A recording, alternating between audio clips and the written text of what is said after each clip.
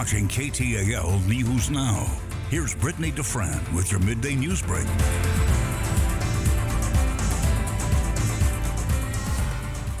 Hey there, happy Monday. I'm Brittany DeFran and you're watching your midday news break. After months of waiting, we now know the result of an investigative audit into the city of Shreveport's operations. This all came to light after former city controller Ben Herbert called out some inconsistencies with the city's accounting practices as well as the mayor's travel expenses. The result of the audit is eye-opening. Although the audit did not reveal anything criminal, what it did reveal were practices that did not comply with the city's charter or city policy, like purchasing the city's insurance policy. It also revealed 16 trips by the mayor that included nearly $39,000 in expenses, which have violated the city travel policy. The detailed report by the city legislative auditor shows when the city changed the city's workers' compensation insurance policy, the coverage amount was not approved by city council and no request for proposal was submitted, which is essentially required by the city's purchasing policy. And Herbert says in January, when he brought many of these issues of concern to the attention of the city's chief financial officer, Casey Brown, he was fired as a result. Many issues with the mayor's travel expense reports that include failure to provide itemized receipts for certain expenditures. Now, Mayor Perkins has viewed the audit 2 weeks ago and issued a response which is included in the audit. He acknowledges he's paid the city $681 for some of the policy violations in 2019 and 2020, and this just in, Mayor Perkins has responded to the NBC6 team saying he will pay back all violations found in the audit. If you're interested in reading the audit for yourself, head over to ktalnews.com. Many issues with. And the Shreveport fire station that was the center of a huge scandal years ago is saying hello to its new home. In 2014, 4 Shreveport firefighters were convicted of abusing 2 mentally challenged men at Fire Station 8. A citywide investigation led to charges against Fire Chief Craig Mulford, who was also fired. And then in 2016, the district attorney dropped his charges and Mulford received his job back before officially resigning. A year later, Mayor Ollie Tyler appointed Scott Wolverton as the next chief. Fire Station 8 was closed during the ongoing scandal and investigation. Then the city found the building to be in great disrepair. Now, nearly 100 years later, the city officially closed the historic fire station on Velva Avenue to open its new doors on Greenwood Road. And you can see why the move was needed. The $3 million project was approved by voters in the 2011 bond election. And we are continuing our coverage in Bowie County as the Taylor Parker capital murder trial continues.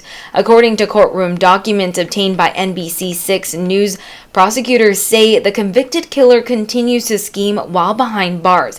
Prosecutors are prepared to present evidence in the upcoming penalty phase of the trial, sharing Parker's plot to fabricate evidence and tamper with witnesses in an effort to exonerate herself. The plot included detailed confession, letters, and plans to pay fellow inmates. You can catch a deep dive into all these details of this court documents on ktalnews.com as we spoke to Carolyn Roy, our courtroom reporter, who has been following this trial since day one. Now we're moving into our question of the day here. Going to give you a moment to take down this QR code you see right here on your screen.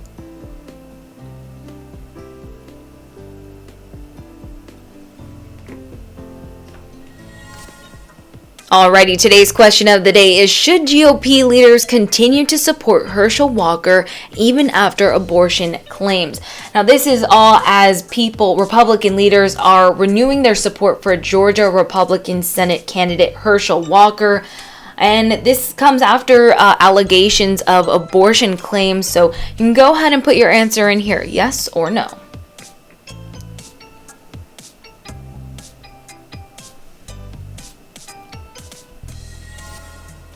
More to come on your midday news break right here in just a few minutes.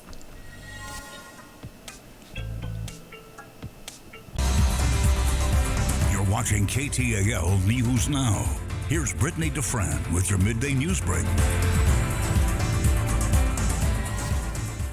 Hello and happy Monday. I'm Brittany DeFran. We're back with more on your midday news break. Starting off with your local election headquarters, as you know, you can count on NBC6, and here's a little reminder because we are now just a little over a week away from our mayoral debate, which we are hosting on October 20th at 7 p.m. So go ahead and mark that in your calendar as we will host that at Alphonse Jackson's Hall Auditorium on Susla's campus. The topic will be infrastructure, and you'll need to register if you're interested in attending. You can find that registration link on KTALnews.com. Now moving over to a community matters topic, as the 9th annual East Texas Burn Run was held in Jefferson, Texas. Each year, the Brothers Keepers Motorcycle Club and Phoenix Organization of Jefferson host a bike rally. It raises money for Camp I'm Still Me, which is a camp for child survivors of burn injuries. It really does your heart good to step up and help these kids and do what we can do for them so that they can enjoy being a kid again at this camp. And they say it's a blessing to make a difference in the lives of so many children. Over in Marshall, Texas, they will welcome 126 musicians from 24 different countries this weekend. Now, who has tickets for this? Because this sounds amazing. I gotta get mine. Well, all those musicians will be coming into town for the first year that the Texas Sounds International Music Awards will be hosted in the city of Marshall. You can pre-purchase tickets or pull right up to the Memorial City Hall in downtown Marshall from Thursday through Saturday each night at 7 p.m. You can expect competitive performances from artists from 15 nations and 5 continents. But that is not all. You'll have even more fun activities for you and the family. Saturday, we wanted to welcome our guests, and so we have a what we call Main Street Pop-Up Market. Different local vendors come out and set up along with our brick and mortar businesses and sell what they have, and it's a great way for them to get exposure and just meet different people. All the fun begins on Saturday at 9 a.m., so stop by and experience the great music, shopping, and even a cookie contest at the downtown Marshall area.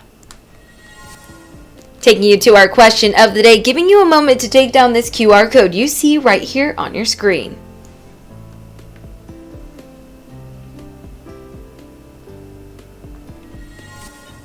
All right, today's question of the day comes in your national headlines as this question right here: should GOP leaders continue to support Herschel Walker even after abortion claims? You can go ahead and put your answer in here, or you can listen to this as I tell you a little bit more about this. So it looks like Georgia Republican Senate candidate Herschel Walker is seeing some support from other Republican leaders, some big names even campaigning alongside him. And this comes after he pushes back against the latest allegations surrounding a woman who claims that he paid for her abortion.